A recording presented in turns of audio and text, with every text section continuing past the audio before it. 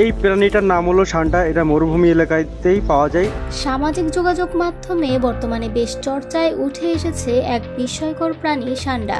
মরুভূমির দেশগুলোর বাসিন্দা এই প্রাণীটিকে ঘিরে তৈরি হয়েছে নানামুখী কৌতূহল, বিশেষ করে মধ্যপ্রাচ্যে বসবাসরত প্রবাসী বাংলাদেশিদের মধ্যে।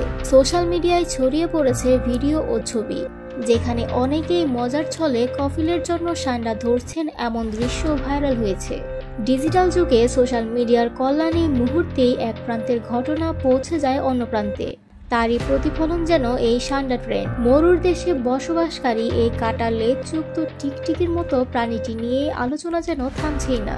সামাজিক যোগাযোগ মাধ্যমে ছড়িয়ে পড়া খবর অনুযায়ী আরবের কিছু মানুষ যৌনশক্তি বৃদ্ধির আশায় সান্ডার তেল কিংবা মাংস সেবন করেন। গুজব রটেছে সান্ডা খেয়ে এক ব্যক্তির মৃত্যু হয়েছে।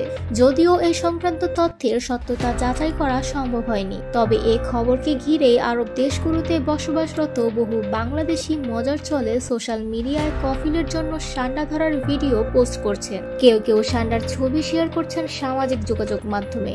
ফলে এক ধরনের সান্ডা ফিভার যেন ছড়িয়ে পড়েছে অনলাইনে।